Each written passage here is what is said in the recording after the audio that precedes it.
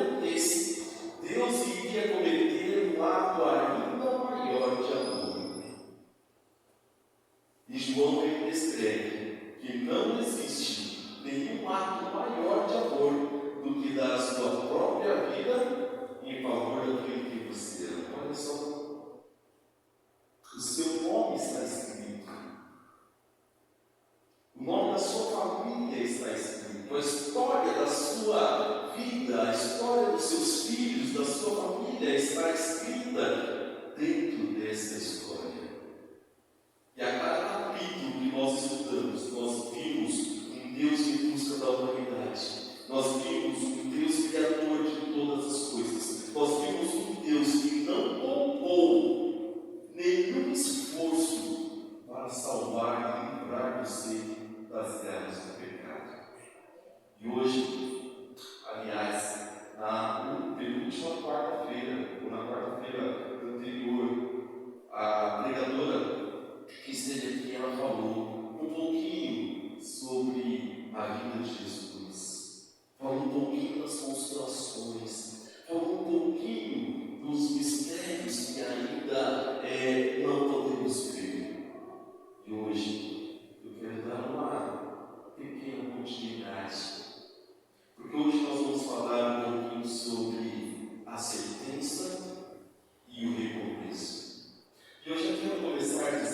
você que a justiça e o juízo de Deus são manifestos através de seu amor e graça, mas o seu julgamento no dia do juízo final estará fundamentado na nossa coparticipação com Jesus por meio da cruz. Quando você olha para a cruz, o que você vê? O que você enxerga lá? Se eu olhasse para a cruz e quando eu olho, aliás, quando eu olho para a cruz, eu não vejo apenas um pedaço de madeira, mas quando eu me aproximo um pouquinho mais, eu chego e começo a ver algumas coisas ali naquela cruz. Eu vejo o meu nome, eu vejo uma frase escrita: foi por você. Eu vejo uma coroa de espinho, eu vejo um prego, eu vejo o amor de Deus que não poupou esforços para me resgatar. Sabe? Nós terminamos no último sermão falando um pouquinho de como estará a história deste mundo. E olha que interessante, eu quero que você preste atenção nesses pontos que nós iremos falar agora. Após a segunda vinda de Cristo, os ímpios terão sido destruídos, os seus corpos estarão na superfície da terra. O planeta terá a aparência de um deserto desolado, cidades povoadas, devastadas pelo terremoto estarão em ruínas, montanhas terão sido removidos dos seus lugares, formando grandes crateras, enormes pedras lançadas pelo mar, arrancadas da própria terra, estarão espalhadas por toda a parte. Grandes árvores terão sido arrancadas pelas raízes e estarão jogadas pelo chão. Essa será a morada de Satanás e com os seus anjos mal durante o período do milênio. A primeira vinda, a ressurreição dos justos, todos eles agora subirão ao céu com Cristo Jesus, e a terra agora será totalmente desolada. Você lembra na pandemia, quando nós não podíamos sair de casa?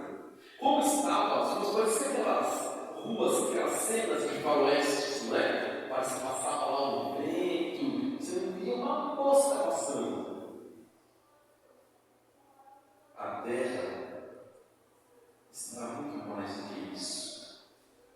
Porque o sol não dará a sua claridade, a lua não dará a sua claridade, as estrelas não darão a sua claridade, e os mortos serão como palhas espalhadas pelo mundo. Não haverá ninguém para velá-las. Não haverá ninguém para chorar por eles. Não haverá ninguém para Satanás tentar. Ele voará de um canto a outro neste mundo sombrio, escuro, e não terá uma alma viva sequer. Este será o cenário aonde Satanás se encontrará durante o período de 1000 anos. Satanás estará fadado a vagar sem rumo pelo mundo devastado, para ver os efeitos de sua rebelião contra a lei de Deus. Durante um período de 1000 anos, ele poderá experimentar o fruto da maldição, restrito apenas à terra. Não terá privilégio de percorrer outros planetas para tentar ou prejudicar aqueles que não caíram. Durante esse tempo, ele sofrerá extremamente. Desde a sua rebelião, a sua má índole tem estado em constante atividade. No entanto, ele deve ser destituído de seu poder e deixado a refletir no papel que ele desempenhou. Aguardará com horror um futuro terrível em que deverá sofrer por todo o mal que realizou e ser castigado por todos os pecados que fez a humanidade. Olha só, olha o que aguarda o filho de um anjo querubim que estava mais próximo de Deus.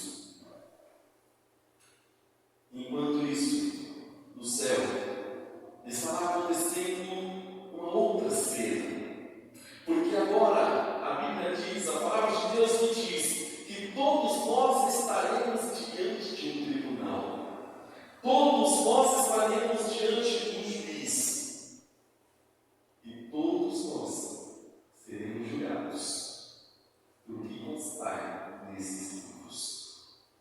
Há dois livros assim, que contam a sua história. Sabe o que Ellen White diz sobre esses livros? Olha só, acompanhe aqui comigo. Há um memorial escrito diante de Deus, no qual estão registradas as boas ações dos que temem o Senhor e para os que se lembram de seu nome. Suas palavras de fé, seus atos de amor, acham-se registrados no céu. Neemias então disse: Deus meu, lembra-te de mim e não risque as beneficências que fiz na casa de meu Deus. Neste livro, neste memorial, está toda a ação de justiça que está ali localizada.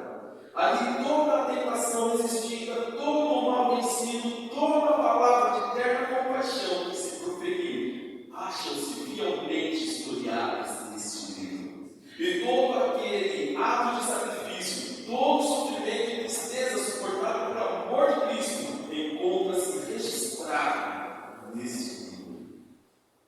Olha o que o salmista diz: Tu contastes as minhas variações, põe as minhas lágrimas no teu olho, e não estão elas no teu livro. Tudo que você faz de bom, tudo que você faz de positivo, cada pensamento, cada ato, cada tentação resistida, está historiado neste livro. Tudo é descrito. Mas ainda há um outro livro que também traz outra história da sua vida, que diz: porque Deus há de trazer a juízo toda a obra e até tudo o que está encoberto, quer seja bom, quer seja mal. Você talvez pode esconder as mentiras dos seus filhos, do marido, da esposa, do namorado, da namorada, dos seus alunos. Você pode esconder dos seus amigos a verdade. Você pode omitir, mas nunca se esqueça que de Deus nós não podemos omitir e esconder nada. E tudo está registrado neste livro. Tudo está historiado neste livro. De toda a palavra ociosa que os homens disserem, hão de contar no dia do juízo.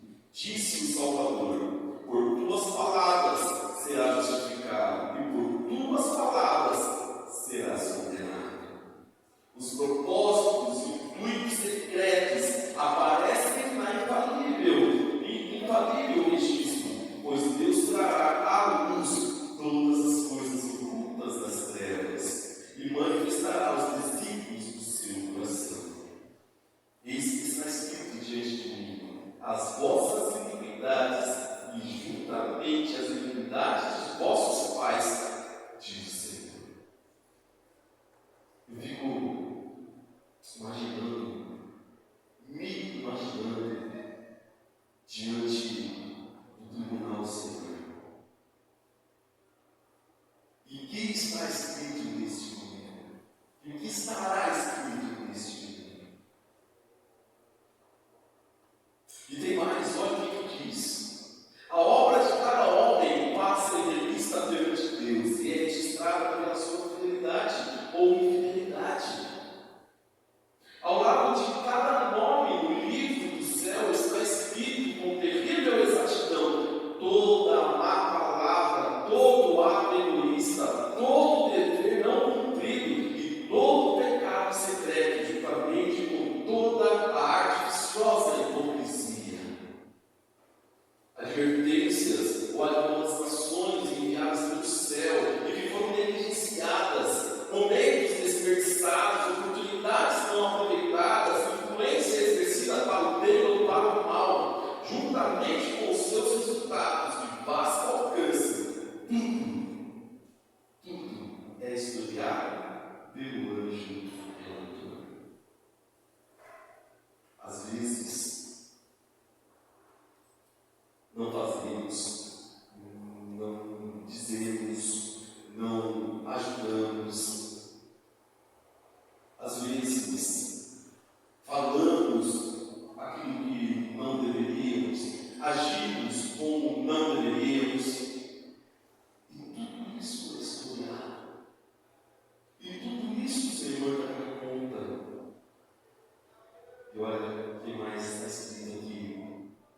os tronos do céu serão ocupados. E Jesus e os santos reunidos vão sentar-se sobre eles. Os fiéis reinarão como reis e sacerdotes. Cristo, unido a seu povo, terá julgado os vivos mortos. Lembra? Isso já começou. Esse livramento já está acontecendo. Primeiramente, com os mortos. E quando é que isso começou? Quando Cristo entrou no santuário celeste. No ano de 1844, quando Cristo assume o papel de sumo sacerdote e intercessor pelo seu povo. Cristo agora unido a seu povo terá julgado os ímpios mortos. Comparando os seus atos com o código divino, a palavra de Deus, ele terá decidido cada caso de acordo com as obras praticadas. Será designada aos ímpios a parte que deve sofrer, segundo as suas obras. E isso estará escrito à frente de seu nome no livro da morte. Satanás e seus anjos também terão sido julgados por Jesus e os santos. Olha, Paulo escreve isso no livro de 2 Coríntios, capítulo 5, verso 10. E diz assim: porque todos devemos comparecer ante ao tribunal de Cristo, para que cada um receba segundo o que tiver feito por meio do corpo, ou para o bem e ou para o mal. Diante do juízo, aqueles diante da condenação que estiverem menor pecado serão consumidos rapidamente de acordo com o seu pecado. E aqueles que terão maiores pecados demorarão um pouquinho mais. Eu fico imaginando essa cena agora. Satanás sendo a última criatura a ser consumida. Mas daqui a pouco eu falo sobre isso. Depois desse julgamento,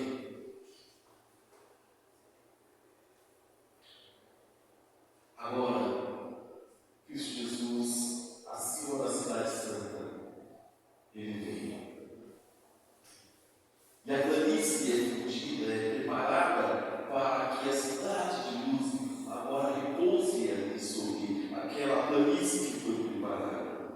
Cristo e os santos saem da cidade. Imagine a cena. A cidade com Cristo agora na ordem para que os mortos ressuscitem. E todos aqueles que não ressuscitarão, não glorificados, mas agora ressuscitarão com o último pensamento, com o corpo conforme estava no momento da sua morte. Imagine a cena: Cristo Jesus, o seu líder, juntamente com os remidos, com os salvos dentro da cidade santa. Agora ele sai, agora ele dá a ordem, os mortos ressuscitam.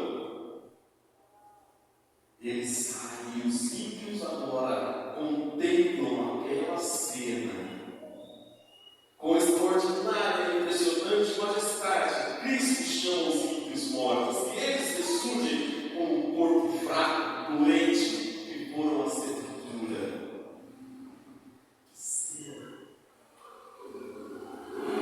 Na primeira ressurreição, olha o contraste.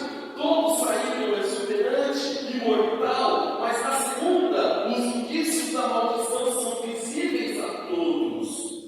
De um lado, corpo imortalizado, vida eterna. De outro lado, aquelas pessoas que desprezaram e agora ainda mortal, com um corpo de pecado, procurarão agora se esconder nas rochas e se proteger da glória de Deus. Se proteger daqueles que eles haviam desprezados. Procurarão rochas, cavernas, pedirão para que as pedras caiam sobre eles. Oprimidos, afligidos por sua majestade e magnífica glória, unanimemente levantarão a sua voz e com clareza impressionante irão exclamar: bendito o que vem em nome do Senhor.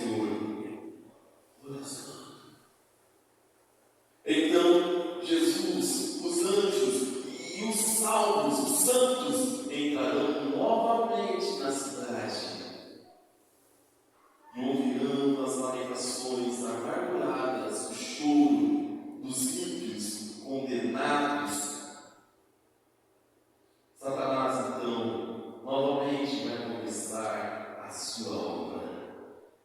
Satanás agora, por entre os seus súditos, fortalecerá os fatos, dizendo-lhes que ele e os seus anjos são poderosos. Ele apontará para os contáveis milhões que terão ressuscitado. Haverá guerreiros poderosos, reis que foram muito hábeis em batalhas, conquistaram reinos. Haverá gigantes, homens valentes que nunca perderam a batalha. Ali estará o orgulhoso, ambicioso Napoleão, cuja aproximação fazia os reinos tremerem. Ali estará homens de elevada estatura e porte nobre que morreram em batalha, sedentos de conquistas. Ali também haverá saído de suas sepulturas, e ao surgirem, recuperarão a linha de seu pensamento no ponto em que havia sido interrompido por ocasião da morte. Terão o mesmo desejo de conquista que os controlava quando morreram no campo de batalha. Satanás se reunirá com seus anjos e em seguida com aqueles reis conquistadores, homens habilidosos, homens poderosos, homens estrategistas. E sabe, ele vai olhar aquela cidade, ele vai olhar a cidade onde os salvos estão, e olha o que vai acontecer. Ele dirá que aquela multidão, uma cidade pequena, fraca, e que eles podem subir e tomá-la, expulsar os seus habitantes, dominar as suas riquezas, as suas glórias. Satanás vai enganá-los e todos começarão imediatamente a se preparar para uma grande batalha. Haverá homens hábeis naquele meio e prepararão todos os tipos de instrumentos de guerra. Então Satanás à sua frente, a multidão se colocará em movimento. Reis e guerreiros seguirão imediatamente após Satanás, e as multidões virão atrás em companhias. Cada companhia terá o seu ouvido, ele marchará em ordem a superfície fragmentada da terra em direção à cidade. Jesus fechará as portas da cidade e um vasto exército vai cercar, se posicionando para a batalha, esperando um conflito acirrado. E é nesse momento, queridos, que Cristo Jesus se levantará. E é nesse momento que Cristo Jesus receberá a sua coroação. E imagine, nós não cantamos aquela música, todo joelho se dobrará, de uma ponta a outra do universo. Todos estarão ajoelhados no momento da coroação de Cristo Jesus, incluindo Satanás, incluindo os anjos maus, incluindo os simples que ali estão. Todos irão reconhecer Cristo Jesus. E agora eu fico imaginando essa cena. A cena de que haverá no céu. Não sei se vai ser igual para agora. Não sei se é para todos, mas a palavra do Senhor diz que todos verão essa cena. Ellen White escreve que será passada desde o seu nascimento, desde a sua vida a esta terra, até o momento, nascendo na manjedoura, sendo batizado por João Batista, carregando a cruz rumo ao Gólgota, a sua crucificação, tudo será mostrado diante de todos, aquilo que a humanidade fez o Senhor passar. Imagine cada ato, cada cena sendo mostrada. O que dizer de Herodes, que mandou matar os meninos para tentar matar Cristo Jesus? O que dizer de Pilatos, que teve a oportunidade, mas sendo um homem ambicioso, negou a Cristo? O que dizer das multidões que clamaram, crucifica-o? E o que dizer que o sangue dele recai sobre nós? Os soldados que fizeram sorte com as roupas de Cristo. E o que dizer de Herodias, que pediu a cabeça de João Batista, onde o sangue dele clama? tudo será passado. Imagine a cara de. Esqueci o nome.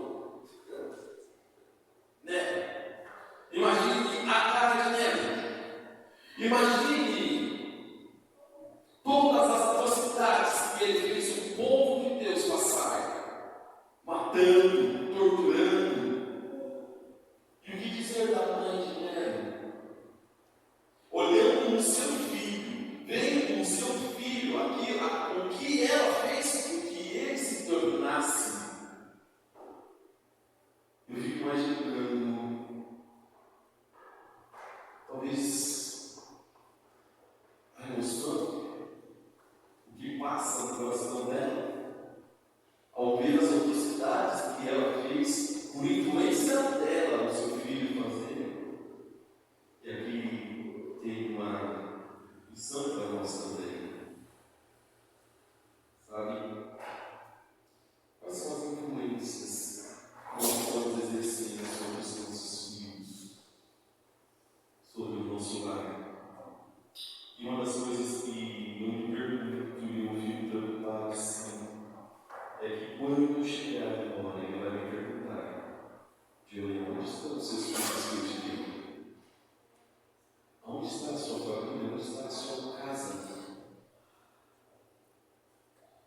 E eu darei conta, terei que dar conta dos meus filhos, da minha casa. Estarão sacerdotes e prelados, romanistas, que alegaram os embaixadores de Cristo e, no entanto, fizeram uso de instrumentos de tortura, das masmorras, da fogueira, para dominar a consciência de seu povo. Olha só, também estaremos orgulhosos contigo, que se exaltam acima de Deus e ousaram dar a lei do Altíssimo. Aqueles pretensos pais da igreja têm uma conta a prestar a Deus, no qual desejariam muito se livrar. Eles terminarão vendo tarde demais o onisciente, zeloso de sua lei, e que de nenhuma forma terá por inocente o culpado. Entenderão que Cristo e os interesses de seu povo superior também os seus, e se sentirão a força de suas palavras, dizendo: digo-lhes a verdade, o que vocês fizeram a um dos meus menores irmãos, a mim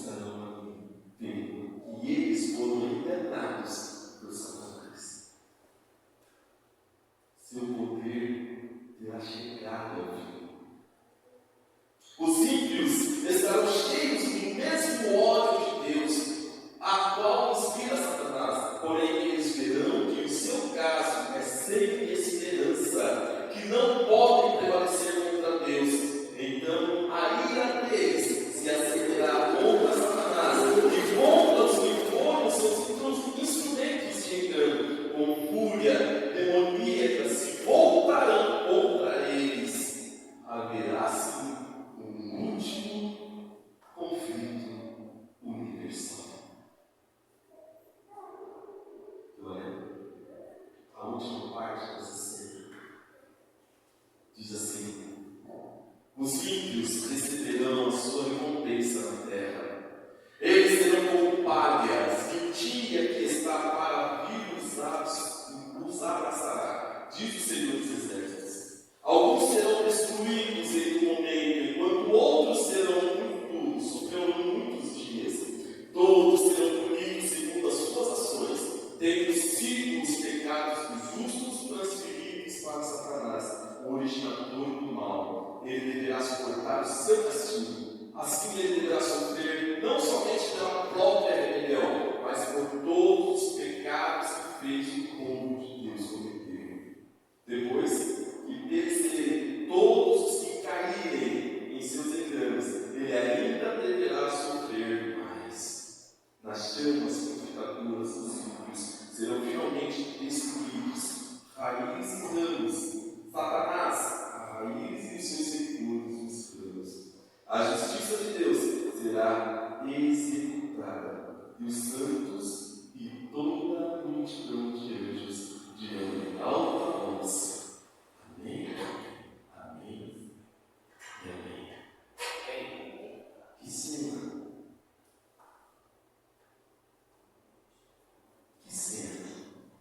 E eu fico imaginando. Eu quero fazer parte da primeira ressurreição. Eu não quero fazer parte dessa. Sabe? Depois disso, a terra ficará como um grupo, um choro. Eu gosto de levar o livro de depois disso, a terra não haverá mais nenhum sinal, nenhum resquício de pecado. Sabe por quê? Porque o mal não mais se levantará. Eis que faço novas todas as coisas, diz o Senhor. A história de pecado, de maldade, será o fim e não mais existirá nem pranto, nem dor. Essa terra será restaurada. Agora a nova Jerusalém descerá e tomará parte desta terra, renovada, restaurada. O Éden será devolvido ao seu lugar de origem. Haverá felicidade, haverá harmonia, sabe? A terra agora será a capital do universo. Abra sua Bíblia no livro de Apocalipse, capítulo 21. Sabe como Apocalipse, capítulo 21. Sabe como João descreve esta nova cidade?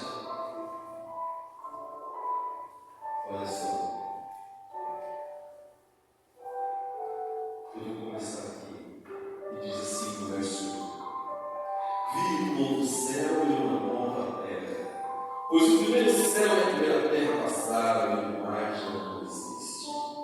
Vi também a cidade santa, a nova Jerusalém, que descia do céu da parte de Deus, ataviada como noiva adornada para o seu esposo. Então ouvi grande voz do trono dizendo: eis o tabernáculo de Deus com os homens. Deus habitará com eles. Eles serão o seu povo de Deus. E Deus mesmo estará com eles. Lhes enxugará dos olhos toda lágrima. E não mais haverá morte. Não haverá luto. Não haverá pranto nem dor, porque as primeiras coisas passaram.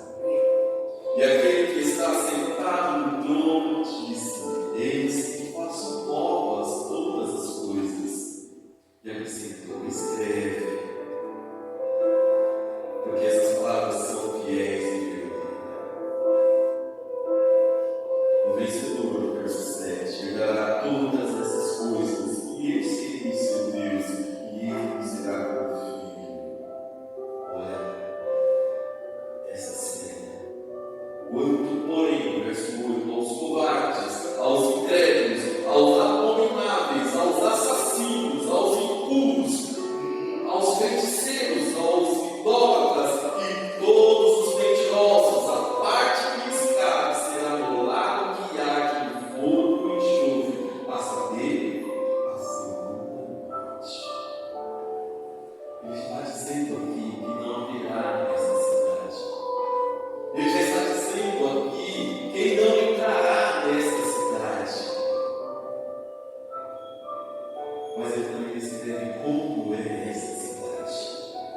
Então veio um anjo, um dos 7 anjos que tem as 7 taças cheias dos últimos 7 flagelos, e ele falou comigo dizendo: vem, mostrar-te-ei a noiva, a esposa do Cordeiro.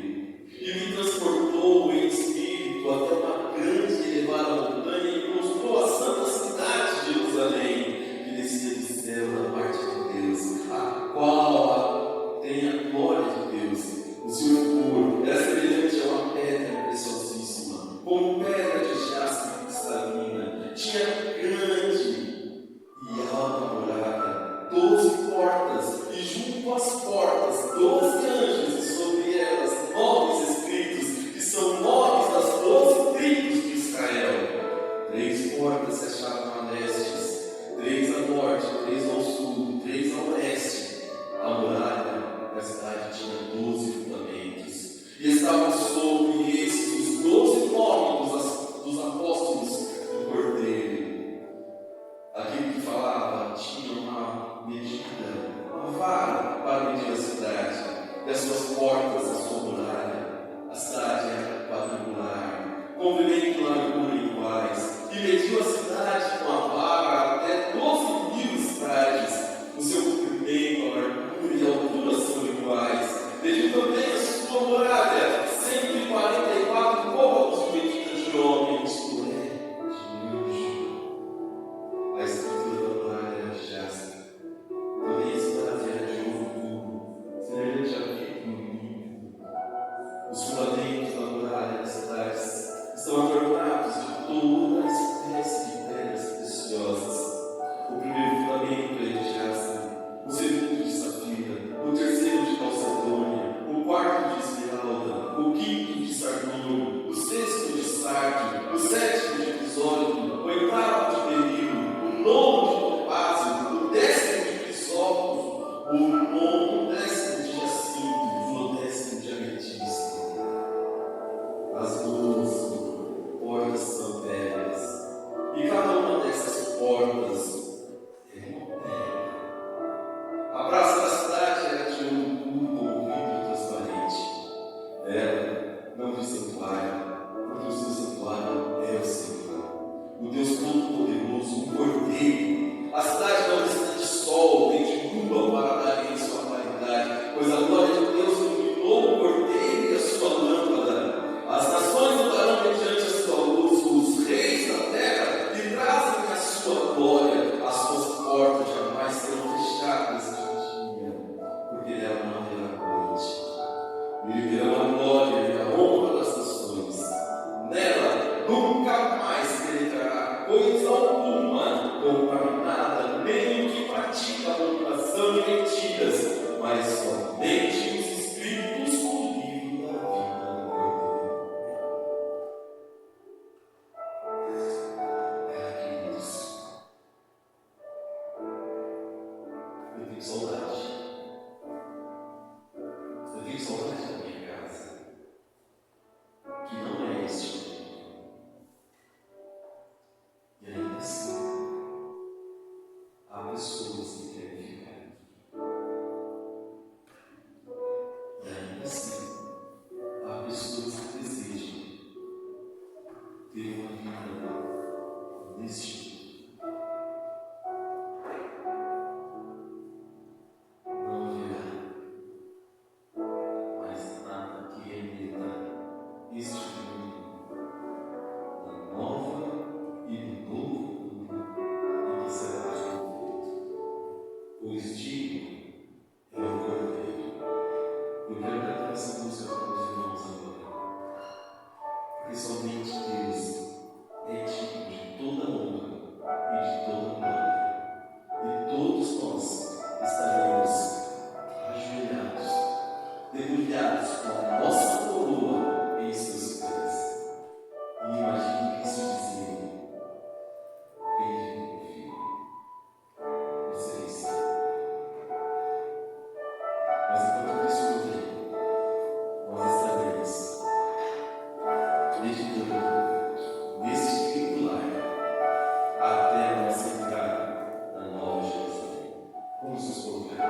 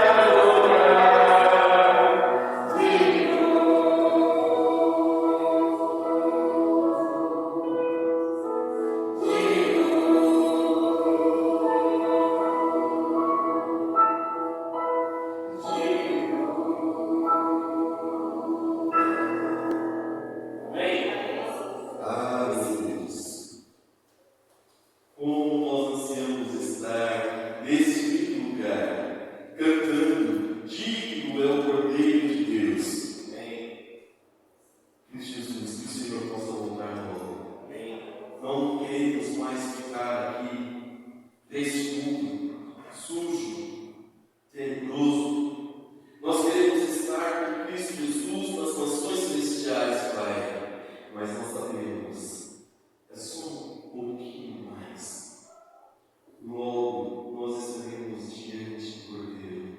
Logo o conflito encerrado está. Logo Satanás e seus anjos estarão derrotados, Pai, em nome de Jesus. Mas enquanto não tem, seguiremos confiadamente, zelosamente em frente, anunciando a sua vida, anunciando a sua chegada, para que quando este dia chegar, nós iremos ouvir: eis que faço novas todas as coisas. Não haverá mais pranto, dor, choro, pois as coisas foram passadas. Entre, meu filho, você venceu. Entre no reino que foi preparado para você. Ah, como ansiamos esse dia, Deus.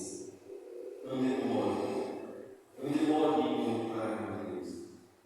E que possamos preparar, não só para nós, mas os nossos filhos, não só a nossa família, mas outras famílias também, pois todos terão a oportunidade de estarem nas mansões celestiais com Cristo Jesus. Esse conflito está chegando. Durante este ano, Pai, nós estudamos essas lindas histórias, revendo, olhando o panorama, vendo o pano de fundo, vendo o reino que Satanás quer instaurar, no reino de opressão, no reino de injustiça. Mas também o Senhor nos mostra um reino de amor, de justiça, aonde só estará nele aqueles que quiserem. Falar em nosso coração, Pai. Que o Espírito Santo nos habilite, trabalhe em nosso coração, para que possamos desejar estar no céu e não com as coisas deste mundo, Pai. Peçamos a